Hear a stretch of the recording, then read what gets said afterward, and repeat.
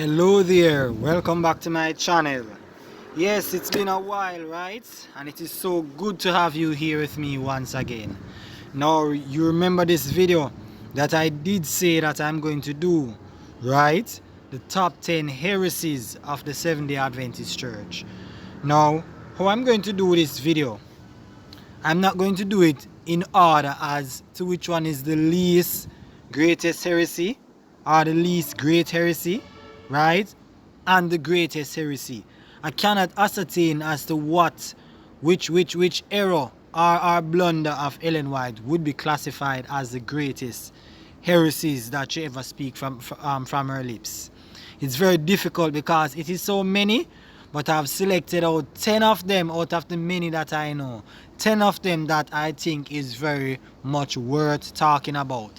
And among the 10, for me, there's one that really stands out, right? And as I go through these, when I'm through, I'm going to ask you to tell me which of the 10 for you stand out the most. And if you think you have a heresy from Ellen White that is much greater than the 10 that I mentioned, feel free to share it in the comment section, right?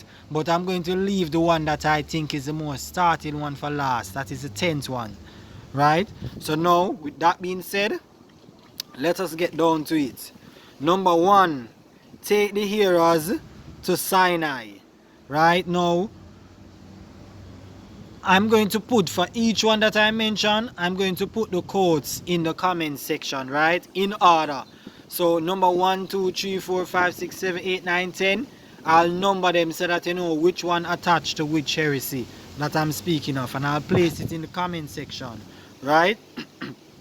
So the first one is where she said that you should take the hearers to Sinai, right? In the preaching of let me read. We should make efforts to call together large congregations to hear the words of the gospel minister. And those who preach the word of the Lord should speak the truth. They should bring their hearers, as it were, to the foot of Sinai, to hear the words spoken by God amid scenes of awful grandeur. Now, where this is concerned, I would advise that you read Hebrews chapter 12, verses 18 to about, let me see, to about 22 or 20, to about 24, right? 23 or 24. Verses 18 to about 23 or 24. Now, when you read that, you will see that Paul is clearly telling them that they should look to Zion or Mount Zion and not to Mount Sinai. So I'm just saying Paul, assuming that Paul is the person who wrote the book of Hebrews. We're not sure, right? But whoever wrote the book of Hebrews is actually telling them that they should take their minds from Sinai and look to Zion. So the reader is shifting their minds from Sinai to Zion. But here Ellen White is actually shifting the reader's mind to Sinai, which the writer is trying to turn their minds from. This is a very, very, very big blunder. You understand? That cannot be denied. Now here's this one, the second one. Christ's blood doesn't cancel sin. They have a song saying, what can wash away my sins? Nothing but the blood of Jesus. Oh, what a... I don't know the rest. But this song, clearly it doesn't it's not applicable for Seventh Day Adventists, since they believe that Christ's blood does not cancel sin.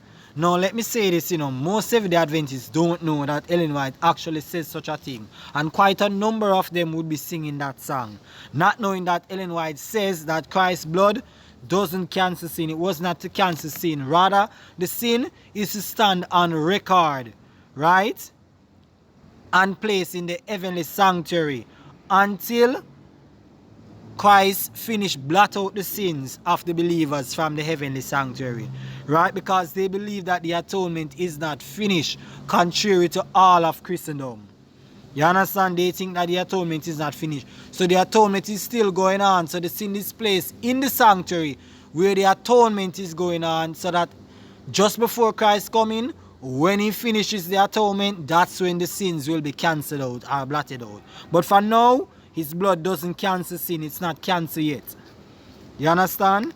Now, where the atonement is concerned, this brings us to number 3, where they plainly say that the atonement is still going on in the heavenly sanctuary. You understand? It is still going on. Most Christendom have it that it is finished at the cross. But Seventh Day Adventists say that it's still going on. And I rank that as, put that as their number 3 in terms of heresy. Number 3 heresy, or the third heresy, right, in this listing. Again, you can find the evidence of that in the comment section. Now for the other one. It means eternal salvation, to keep the Sabbath of the Lord. Right? It is eternal salvation, to keep the Sabbath of the Lord. That's what Ellen White actually says, right? Now, that's number 4. Number 5 says that the Sabbath is a seal of God. Right? Number 5, the Sabbath is a seal of God. And number 6, in number 6, she says that if you keep the Sabbath, you will keep every single one of the commandments. Because no one can rightly keep the Sabbath, truly keep the Sabbath, and disregard any of God's commandments. That sounds like the commandment that says that love fulfills the law, right? There's only one commandment we Christians know, that if you keep it, you basically keep everything that God requires of you. You are doing everything that God requires of you once you have love for your neighbor and love to God. Love fulfills all of God's commandments. But here Ellen White says the Sabbath, because on it, basically she's saying that on it hangs all of the law. If you are going to say that if you keep the Sabbath, you keep everything, then on the Sabbath hangs all of the law. Right? On the Sabbath hangs all of the law. Right? Now let's get down to number 7. Christ, who is Michael the Archangel. Yep, and guess who they share this belief with as well? Jehovah's Witness. But if you know the history of the Jehovah's Witness church, you'll know that Jehovah's Witness actually take that one from them, because they came out of the Seventh Day Adventist movement. So they are not following Jehovah's Witness, Right? Jehovah's Witness is actually following them. They are the only 2 denominations that I know that teaches that Jesus is Michael the Archangel. All of Christendom disagrees with that. You understand? So that's the other heresy there. Now for the next one. Christ had a sinful nature. Right? I touched on this, in my video where I talk about absolute perfection.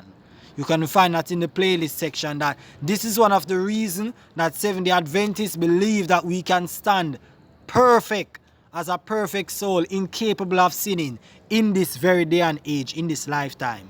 Because if Jesus could have done it, overcome sin in his sinful nature, the same sinful nature that we have, we can do the same.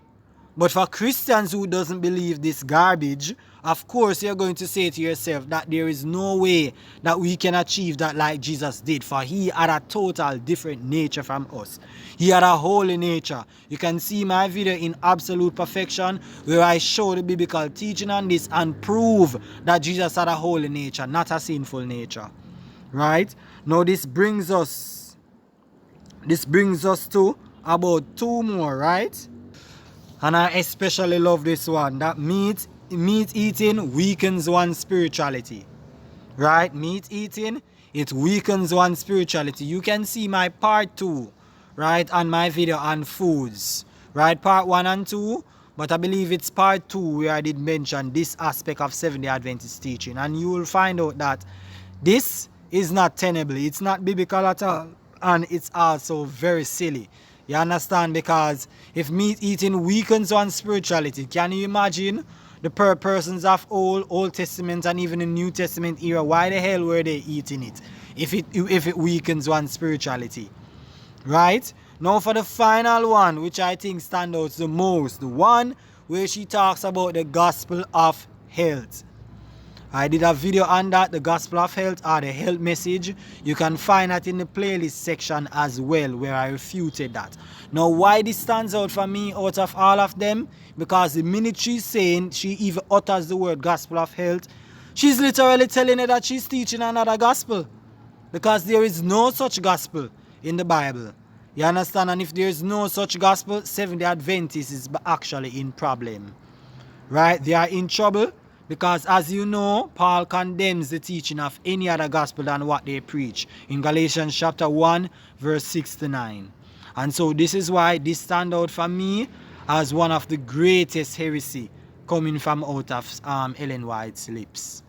Now as you can see, it's getting dark, right? I apologize for the light, but nevertheless I do hope that you enjoyed this video. If you did, please like, comment where necessary, subscribe to my channel, and click the bell icon so that you can receive notifications whenever I make new uploads. And last but not least, share this video with whom you know will benefit from an amazing video like this. Bye bye now.